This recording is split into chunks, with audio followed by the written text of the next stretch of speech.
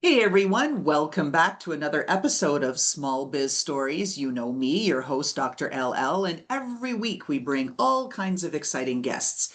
And this week, of course, no exception, we've got Iri Greco. She's the founder of Brakethrough Media, and she's taking a different tack to getting all of those assets that we need as smaller business owners, solopreneurs, micro businesses instead of using that blasted stock photography nonsense that no one wants anyway. Iri, welcome to the show. Hi, thank you so much for having me. I'm super happy to be here. Well, I love giving everyone the visual experience because many of our listeners, they dial in through just iHeartRadio, Spotify, whatever it is, and they don't have the full visual YouTube experience. I'm looking at the most lovely backdrop behind you, and your home is wonderful. And I'd like you to share with folks, whatever you're comfortable sharing, a little bit about the room you're in and who you are and how you look so they can kind of get a sense of, okay, who's talking? Absolutely. So I'm Iri Greco, and I live in New York. I'm a born and bred New Yorker. I grew up in Brooklyn and Queens, but I did recently move to Long Island so we could have a little more space and a stairway, which is definitely a luxury. I have been a photographer and video producer for going on like 20 years now. And my company, Breakthrough Media, is me and my business partner, Jim Fryer. And we've been working together for 16 years. So that is, for us, like we've survived the big recession of 2009, and we've survived COVID and you name it. So that's awesome. And he actually lives in Denver, Colorado. So we do quite a bit of traveling, but we do a lot of local shoots in New York City and the tri-state area, and then also out west. And we've worked extensively in Europe in the past. And our favorite thing is really to work with small and medium brands that have a very authentic voice and want to create content that just feels organic, real, and very approachable. So our style has been very much like not overproduced, not overstaged. We work with a lot of real people and not so much models. And that really lends itself to the quality of work that we enjoy doing. Excellent. Well, like I said, I'm looking and I'm drawn to one of the artifacts. You've actually got two in your background, Yeah. not on your background, in your home. One is a sculpted, looks like white plaster deer, buck with antlers. And then, but what I'm really drawn to is that you've got three leaves hanging below that, and the leaves are echoed in your earrings. And Oh so it's just yeah. right. And so it's just kind of giving me the vibe about that be natural, be authentic. And then some of the pictures of the background you have over your fireplace, it's just bringing that, I guess, that freshness and, forest and nature and natural. Did I pick up on that in the right way? Or you're like, yeah, this is part of my vibe? No, absolutely. I mean, I am a nature lover. I love the outdoors. My partner and I, romantic partner and I, go hiking and camping and exploring. We One of the reasons we moved to Long Island from Brooklyn was so we could have a huge garden, and we have an enormous edible garden that we put in when we moved. And I not only do I love nature and art and craft, but I also love when people can really share that with each other. So it's so funny that you pointed out two of the things that are behind me that both came from someone throwing them in the garbage or giving them away. So the deer head is actually a paper mache deer head that somebody made, and I rescued that off of the sidewalk when someone discarded it. And then the leaves behind me are from Buy Nothing Group, which for me, that's like so much about community and sharing. When you have something that you no longer want and no longer need, that you say, who would like this? And, that's very much like a part of our lifestyle. And then you mentioned the work behind me, which is three pieces that are all done by people I know. One is actually my great grandfather, who is Lithuanian. It was the little painting in the middle, and that is from their old property in Lithuania. And then two other pieces of artwork by one of my mom's old friends and then one of my old friends from college. So it's very indicative of like not only appreciating art and visual elements in our home, but also celebrating community and family and friends. Mm. I'm so glad to hear all of this. I mean, we always ask our guests to kind of describe how they look in the room that they're in, just to, like I said, kind of set the tone. Because when people are listening, they think, oh, what does that voice sound like, right? What does that voice look like, right? When they try to manifest as a person. But I also wanted to do it, especially in this case, because your Breakthrough Media whole like brand ethos is really all about finding that way to connect. And stock photos, although useful and now certainly much more affordable than buying Getty images and things. I mean, that business has got to have dried up for them, I would think, um, but it's not the same. It doesn't convey what we need. So that said, talk to us about what you're seeing out there with respect to the incorporation of media and how trends and the appetite is changing, both from the vendor side of what they're buying and wanting, and then from the consumer side, what they expect to see.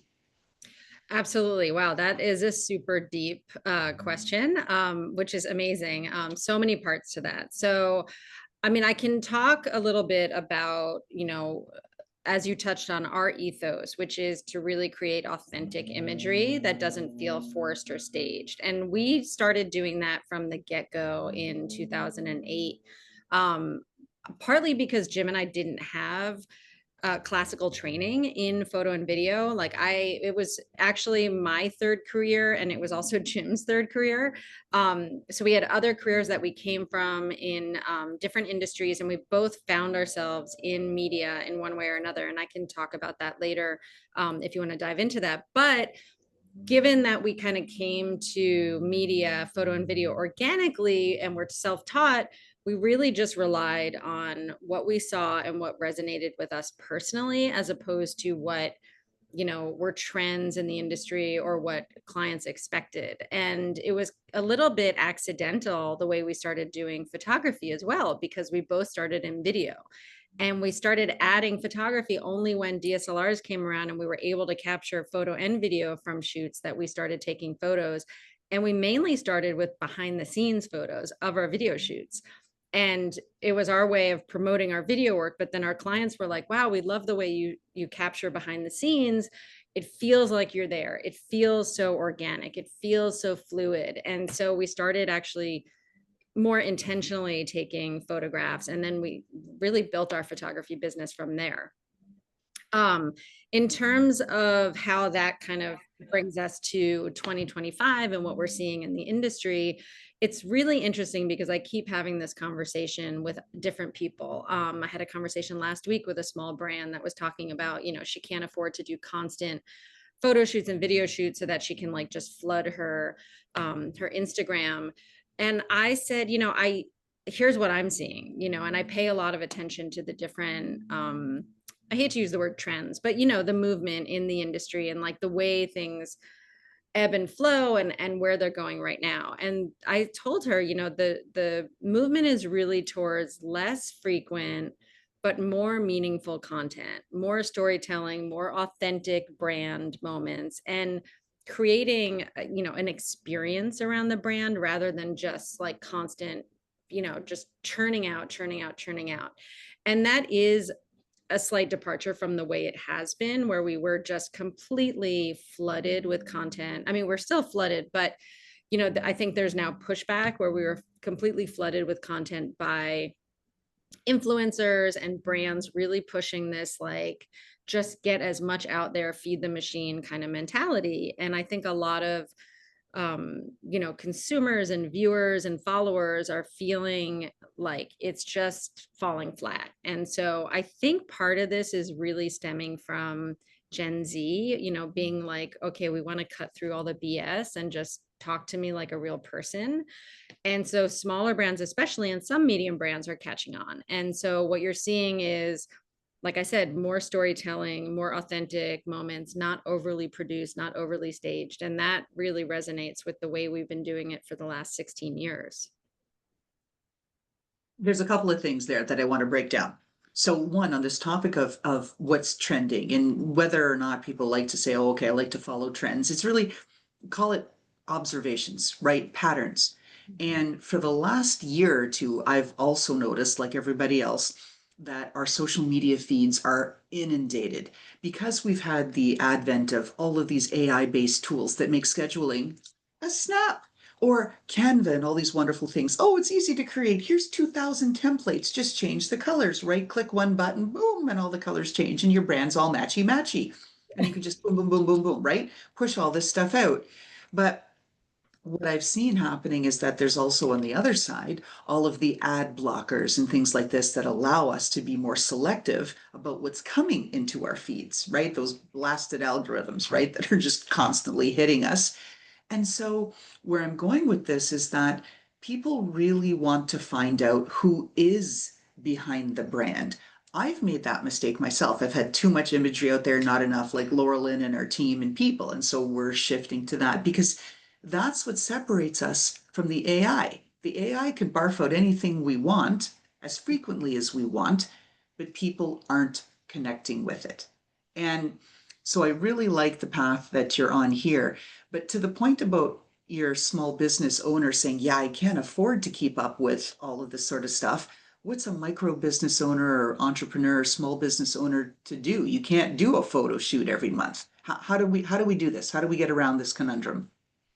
Well, there's a few different ways. I mean, being more selective about the photo and video shoots that you do and really coming up with something that speaks to your brand ideology and the experience of your brand. I think that that word is really interesting because we've been using that word with our clients for 15 years, but all of a sudden it's actually catching on where people go, okay, it's not just advertising and pushing, what, we want to sell, but it's experience. And one of the we have been lucky enough to have some clients in the past, and ongoing, that really did embody that concept, and I think that that helped shape our perspective of that as well. And so I credit, them for that, really being at the forefront of that. The other thing is, we often will tell our clients how they can produce their own content, and it doesn't have to be the super polished content, that we create for them. And when I say polished, actual, professionals creating the content, but it can be more authentic stuff that they do themselves. And so a lot of times we'll give clients ideas of what they can do in between, you know adding little, behind the scenes and tidbits of things that they're doing on their own. And this one, company that I was talking to last week, that was one of the things I said to her, like, I'd love to work with her and her brand. She's a very small business, and I really like what she's doing. And I said, you're already doing a lot of it, just keep up going in that direction. And then, if we can work with you on an ongoing basis, once every month or 2 months, that's great. We can fill in the blanks. I think also coming up with a strategy, like, I think a lot of small brands understand that you can tell a lot of stories without actually producing original content. What's really interesting is, I think it's Beyond Meat, that is on, I follow them on Threads, and I mean, I don't know who's running that account, but it's brilliant because they are hilariously engaging just with their thread posts.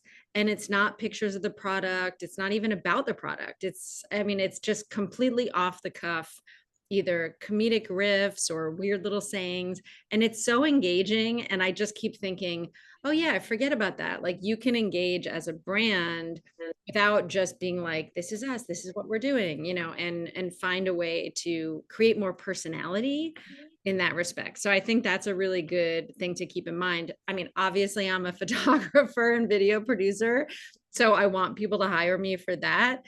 But I also think there's a lot that goes into it. It's not just, the final photos and videos. You have to also have a voice. And talk to us about how you advise clients who don't want to be in front of the camera. They're like, yeah, yeah, you can do the behind the scenes, but I don't want to be on camera. But in this era, don't we all have to be?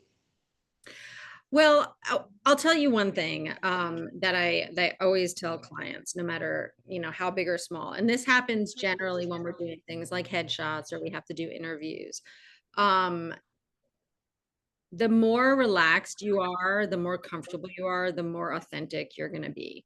So if you are in a situation where a client or a brand feels like deeply uncomfortable about being on camera, don't force it, because it's not going to come out good anyway.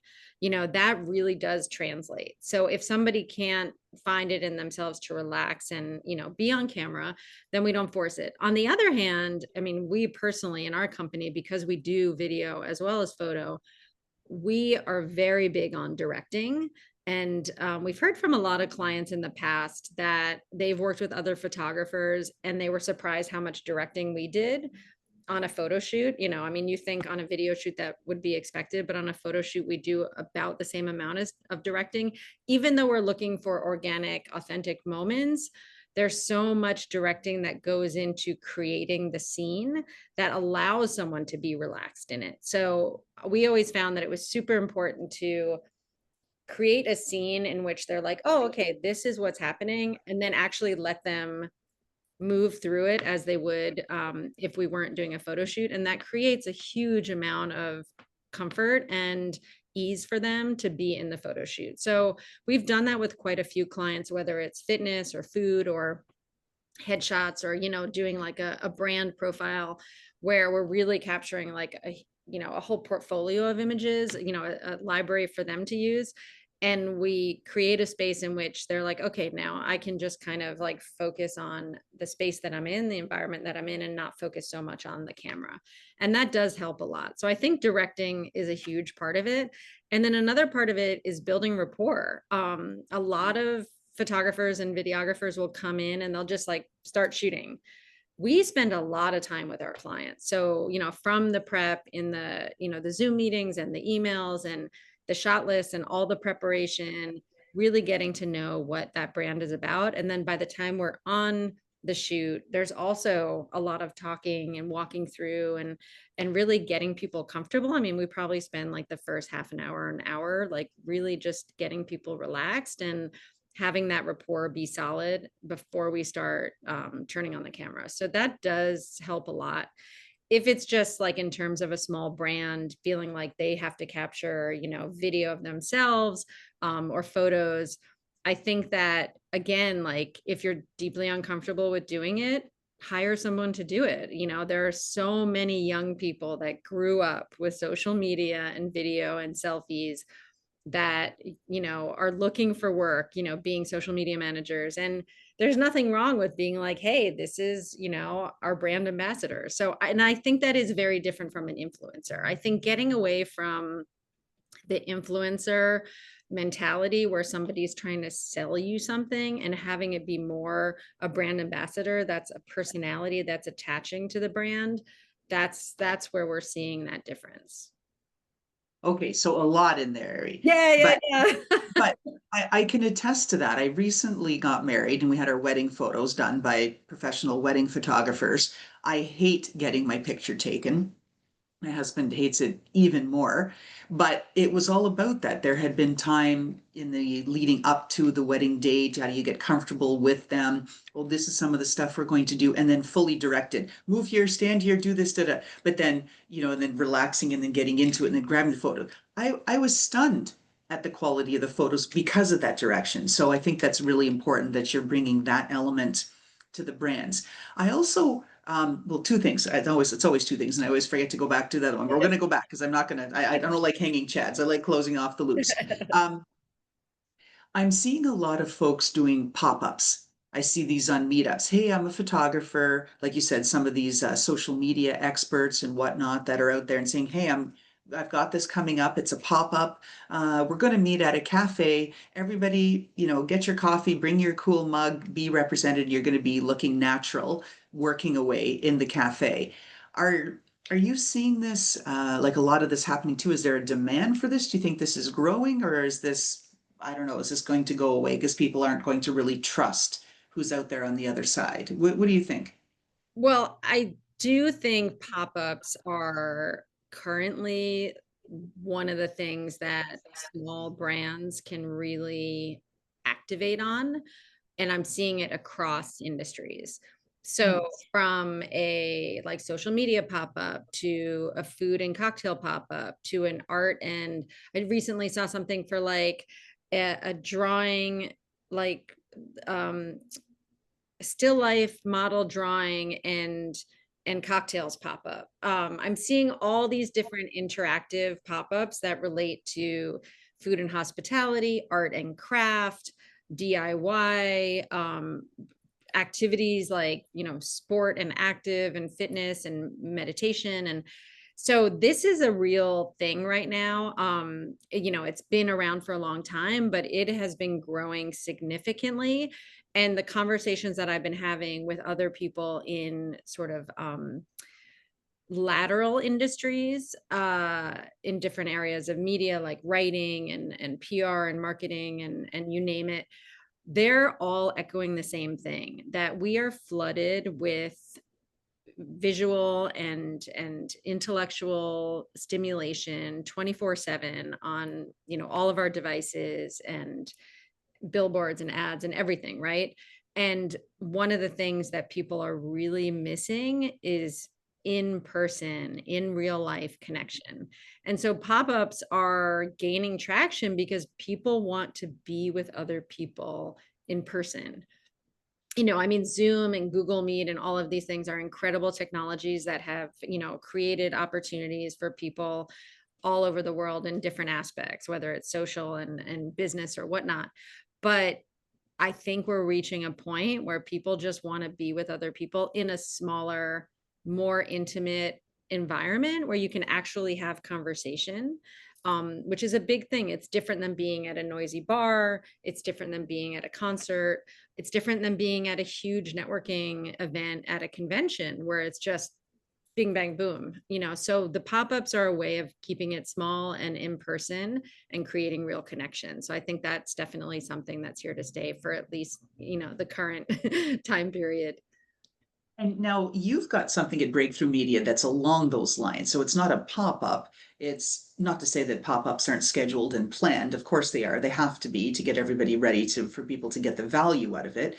But you've got some retreats coming up. Like we had a little chit chat before the recording started about the something for everyone kind of event where you hit on pretty much every aspect of community, of connection, of branding, of shared lived experiences as entrepreneurs. Like, talk to us about your event. So we have something that we're currently building. By the time this podcast comes out, it'll be launched. And I can't tell you what it's called yet because we're still figuring that out. But it is a multi-function interactive experience. If you can imagine a mashup between a pop-up dinner party with cocktails and mingling and networking and community building event and a photo and video shoot. So it's kind of the three main things you'd be looking for as a small business. This is really designed for a small brand or a solopreneur who wants to make connections in a meaningful group of people. And this is a curated group that has a specific theme. So there's relevance for everybody that attends. It is an opportunity to make new business relationships, new social relationships, make connections for, your professional side. It's also an opportunity to have great food and drink and share a meal with people. Like, the whole concept of breaking bread together is where relationships start. And then it is also a photo and video shoot. So if you're a small brand who can't afford a full-fledged, produced photo and video shoot on your own on a regular basis, this is a way for you to come away with visual collateral that you can use for your brand. And the way we designed it is, it's unlimited usage.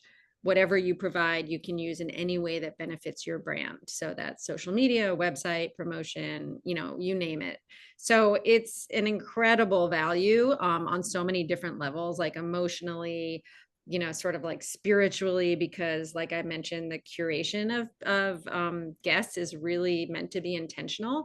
And we did do a test run already, which was called Comida y Convivio. And it was a group, a small, intimate group of about 10 Latinx food, cocktail, and art people in the New York City area. And so there was a connection of that culture, there was a food connection, an art connection, and so many new relationships were made, and some incredible imagery came out of it, and we had so much fun together. That's a key part of it. Last week, I was invited to an event. It was a networking event at a very posh lunch place where the chef, Michelin star rated, etc., came out. He's like, "Here's an amuse bouche. Let's put it together. Let's get it started. Let's pair it with this wine to get going." I'm like, "Hello, right? You can't go wrong with that."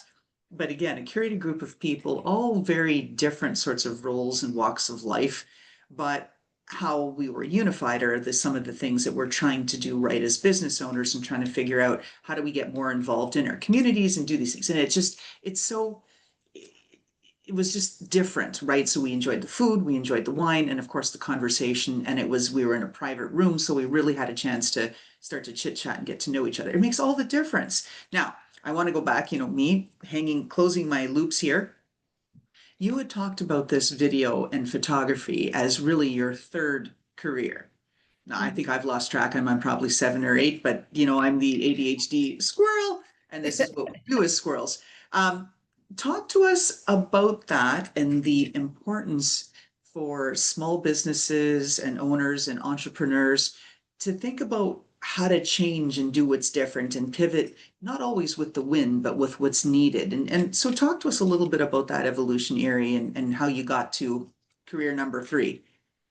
Yeah, absolutely. It's one of my favorite things to talk about, especially with younger people that are starting out and looking at like, what am I going to do for a career? I think there's a lot of pressure on young people. I mean, there was back in, in our days, but also now even more so because it's coming from so many different directions. And I always tell people, my career, if I have one, third career, but my career overall, was very nonlinear. And in a way, it's come back and cyclical, and I'll explain that, but it really has been nonlinear. So, when I'm talking to someone starting out their adulthood, or even somebody that's looking for a career change, I mean, I love inspiring people to take that leap. But I don't say, just throw caution to the wind and like jump into anything, like ADHD, this, that, and the other. And so my sort of genesis, I went to school for art, for visual art when I was younger. And I realized pretty soon, like in the end of high school, college, that I didn't want to be a fine artist for a career, but I did want to use my visual sense and my art sort of inclination for something. And I wound up getting into cooking in college. I'd always loved to cook. My parents were both like really creative, inventive, cooks at home. And I love to cook and I always love to eat. I mean, I watched Julia Child and, the Frugal Gourmet and all of those back in the day. Grew up with that.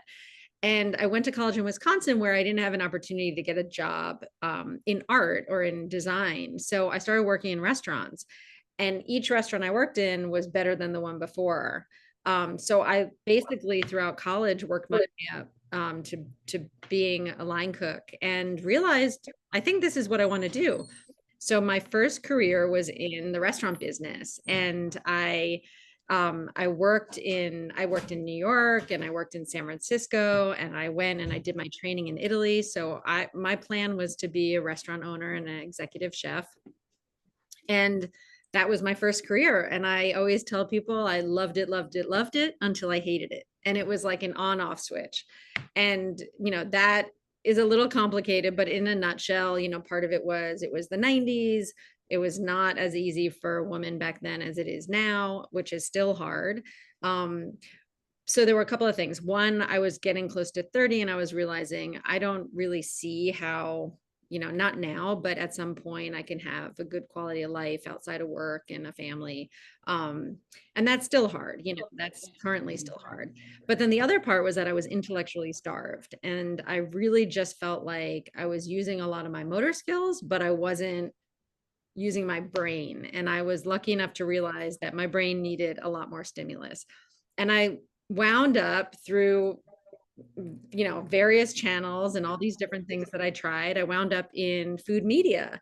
So my second career was working in TV and print, and I did food styling for, I don't know, 7 or 8 years. Worked at the Food Network, Martha Stewart, styled segments on the morning shows. And that was great and exciting, but I knew it wasn't it, and so I was still on this nonlinear journey of trying to figure out where it was. And for me, it was like I took my time at each place until I found the next thing. And then I got an opportunity to start producing, culinary producing, when I was still at Food Network. And that's when I was like, this is where the brain comes in, because producing is so challenging and it's all about connections and strategizing and seeing the big picture and the details. And that's where things started to click. And then I moved into producing video. Jim and I met in 2009 on a project that brought us together separately.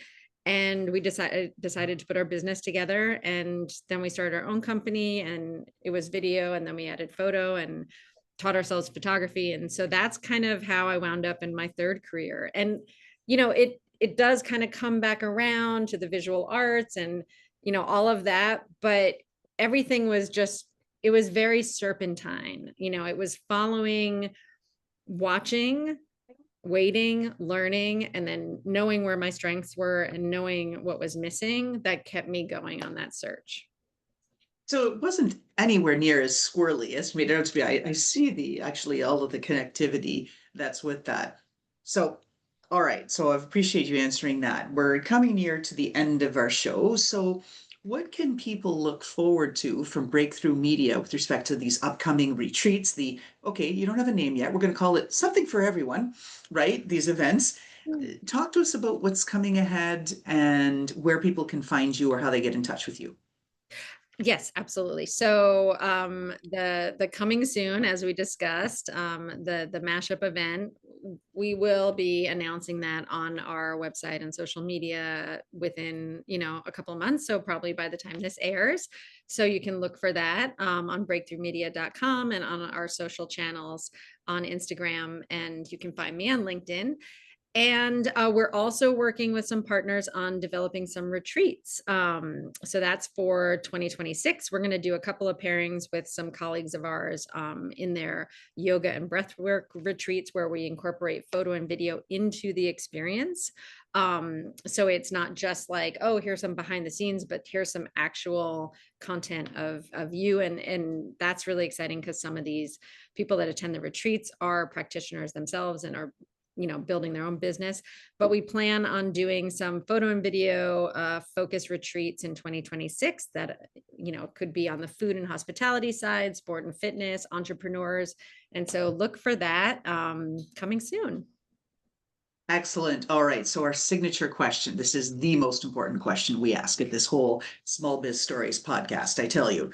So, Iri, if we got a chance to look into your looks like meticulously designed home and we got to peek into your closet, is there a pair of footwear, shoes, boots, something, or an accessory, something that personifies who you, Iri Greco, are? And whenever you wear that thing, you're like, this is me, this is my brand. Like, bring it all home for us in this whole podcast.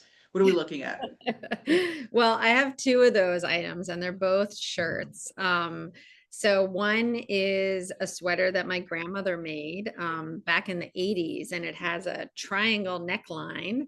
And it was my mom. She had made it for my mom, and then I inherited it. So hand-me-downs are very much like a part of how I grew up. And my grandmother is still alive. She's currently 95. Actually, no, Wow. 96. She can't knit anymore because she's got arthritis, but it does really, that resonates so much with who I am and who my brand is. And then the other one is a shirt also hand me down from my mom, who an old neighbor of ours, when I was a little kid, she actually handmade the shirt. And then she gave it to my mom. And then she also brought me a little doll from Eastern Europe, where she was from, that I think my mom still has. And so every time I wear that shirt, I think of my mom and my old neighbor who was an immigrant. And those are both like very true to, what I value in terms of relationships and community and friendships and generosity, hand-me-downs, keeping things, sacred, and also having things that remind you of people that you really care about. Oh, that's so beautiful. And I love that, and I'm going to share with the audience that Iri was also proactive about it. Like when people do something that's intentional, I really do appreciate it. Iri looked at our brand color Steeris. It's kind of this darky navy, midnighty blue, and this limey chartreusey sort of green. And she wore a shirt. She's like, "Oh, I want it to be on, on point for your brand." And I'm like, "Wow, that. So big heart, big thank you to Iri Greco, Brakethrough Media. We really appreciate you being on the show. Thank you so much, Laura Lynn, for having me. And I can't wait to see more of your programming. Stay tuned. Thanks.